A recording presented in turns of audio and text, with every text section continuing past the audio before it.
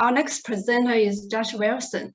Josh is a master's student at the School of Information Studies, McGill University. He will have an oral presentation. Josh? Hey, good morning. Thank you, Zoe, and thank you to the organizers for hosting this event and for giving me the opportunity to present on some of my research today.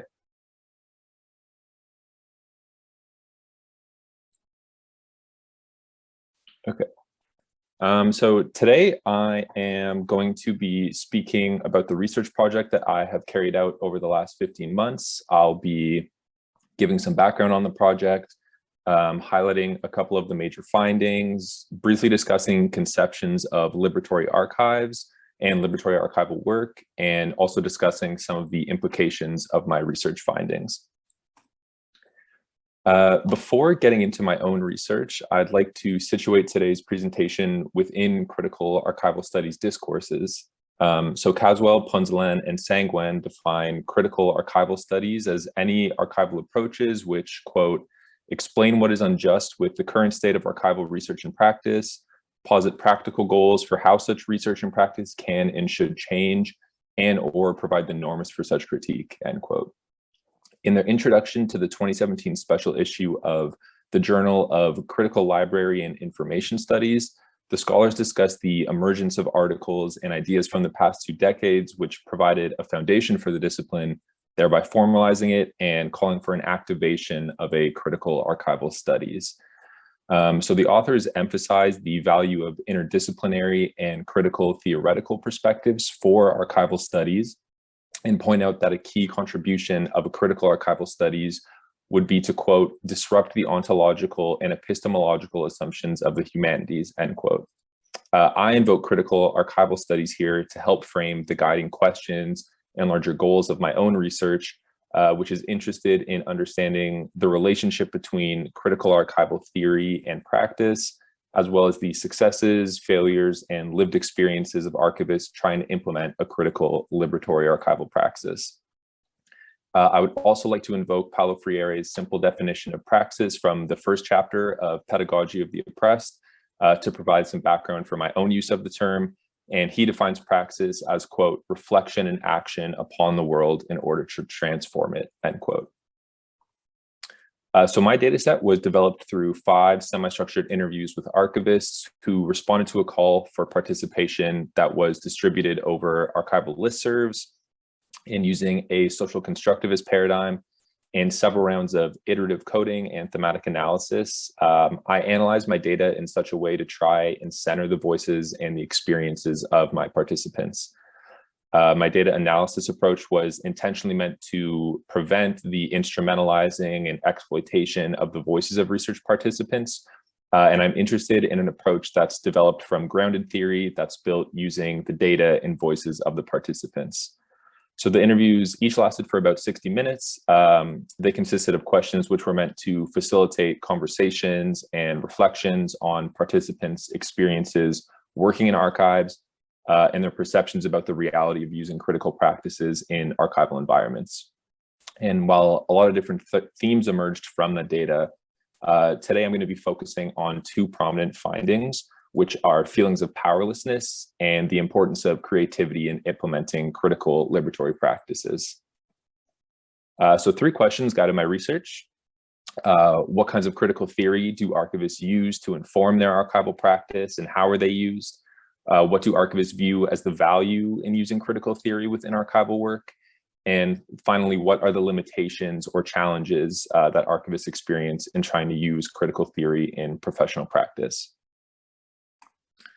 So before getting into some of the findings of the data and the larger implications for archival institutions and archivists looking to develop critical practices, it's important here to just briefly clarify what I mean by liberatory archiving. So Michelle Caswell's 2021 book titled Urgent Archives, Enacting Liberatory Memory Work outlines important components and practices of liberatory archiving. She identifies 3 prominent sites of liberatory memory work, which are the temporal, the affective, and the material.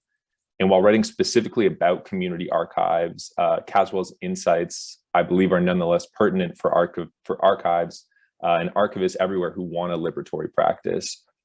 In particular, her contention that archives, quote, must seek liberation from oppressive structures rather than inclusion within them, end quote, points to the need to disrupt, unsettle, and refuse participation in and reproduction of systems of oppression, which archives themselves are embedded in and contribute to.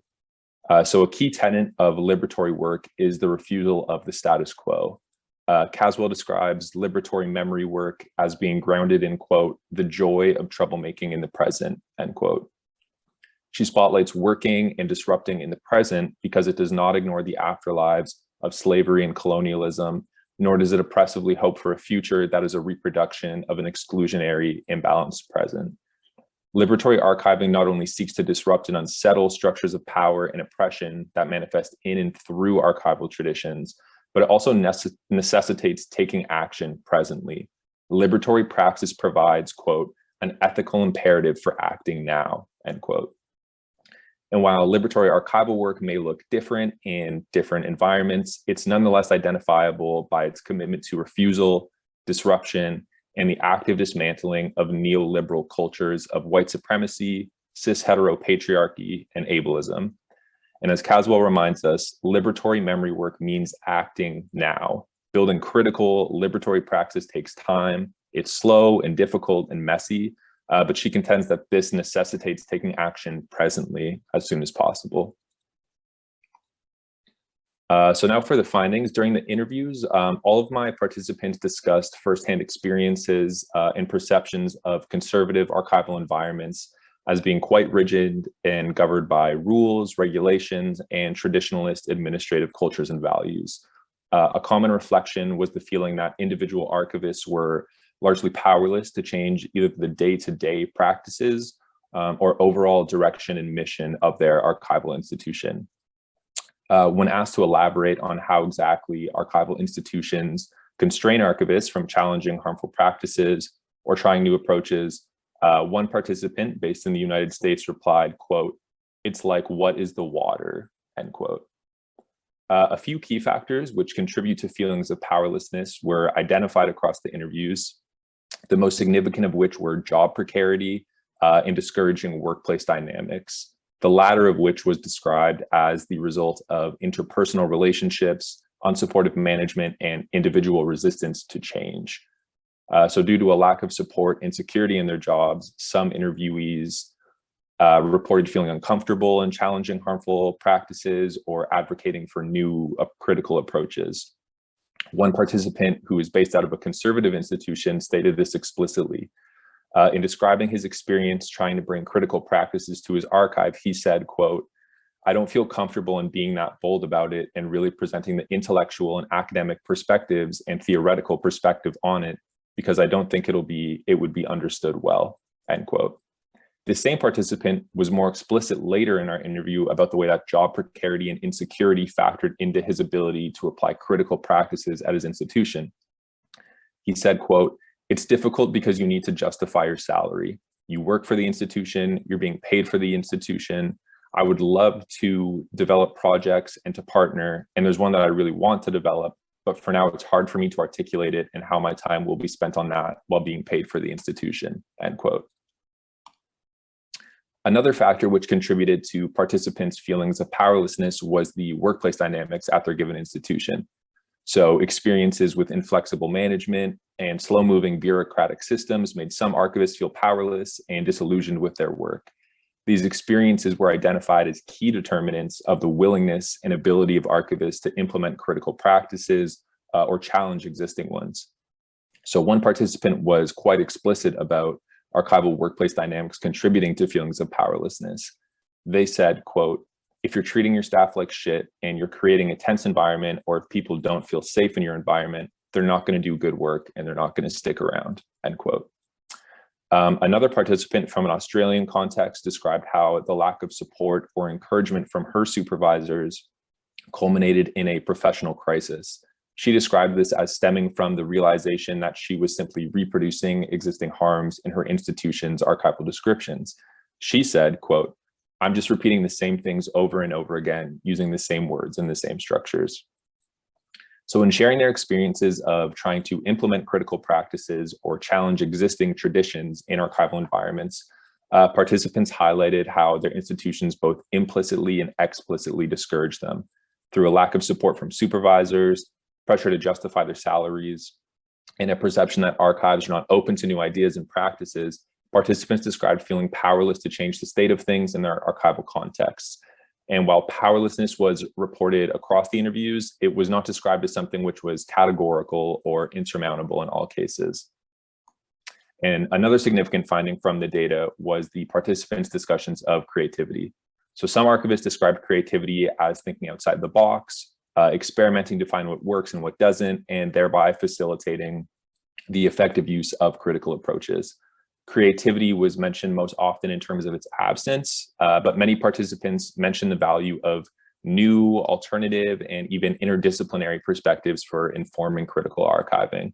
One participant was explicit about the value of creativity for archivists. They discussed it as a necessary counter to short-term fixes to archival problems, stating, quote, "We do need that creative component to our work. I can't just be like, we have to correct all the wrongs that have ever happened, but like, how do we actually envision a reparative practice," end quote. This participant conceived of creativity as helping to imagine a different kind of archival practice. And a different participant from a university environment described creativity as a necessary vehicle to bridge critical theory and critical practice. She conveyed that developing critical and liberatory archival approaches requires experimentation, stating, quote, "One of the things that institutions will have to do, and again, some are better than others, is to give their staff that sandbox, that playground to try and implement it, and then encourage them to write about it and disseminate what they've learned," end quote. So here, creativity is envisioned as a mechanism to experiment within the confines of an institution and to push the existing boundaries beyond their limits. Elsewhere in the interviews, participants described creativity when discussing the merits of radically rethinking and overhauling existing archival standards and practices.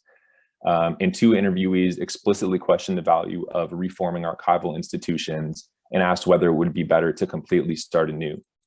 In discussing the limits of archival reform, the Australian participant asked, quote, "Should we just burn it all down," end quote. Concerns about the pervasiveness of archival harms and the reality of transforming existing archival institutions into open, inclusive sites of liberatory memory work were raised.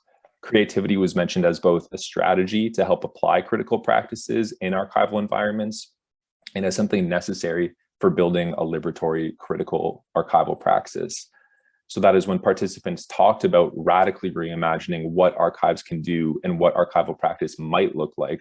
Creativity emerged from the interview data as a strategy that might counter feelings of powerlessness and contribute to the creation of a critical liberatory archival praxis. So building a critical liberatory archival practice means disrupting and unsettling traditions and harmful practices. This means doing more than what is professionally required or demanded. It means refusing to contribute and reproduce existing harms and critically engaging with the actions that one performs. As one participant put it, reparative and liberatory work goes beyond carrying out professional duties, quote, "It's not just about being a good archivist," end quote. And to conclude this presentation, I want to think about creativity as a possible strategy for enacting liberatory archiving and think about how liberatory archiving requires more than just being a good archivist.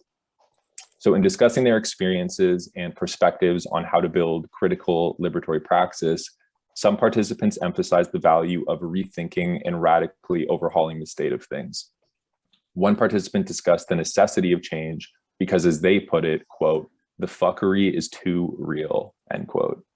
A different participant conceived of creativity quite simply as, quote, "a willingness for people to try stuff," end quote.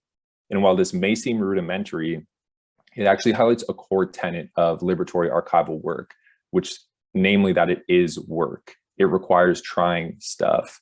As Caswell writes, quote, "Forget hope for the future, engage in liberatory memory work because it's the right thing for archivists to do right now," end quote. She contends that this work is necessarily imperfect and uncomfortable. However, archivists should take, quote, "great messy pleasure in this work," end quote. Creative approaches to archiving, which consider interdisciplinary thinking, or value experimentation may indeed facilitate strong results. However, regardless of the level of sophistication, archivists need to have a willingness to try stuff. We may be able to burn it all down, but if we aren't willing to try and do the messy, uncomfortable work in the present, then what else will spark the flame? And that's all I have. So thank you for your time. Thank you, Josh, for that informative presentation.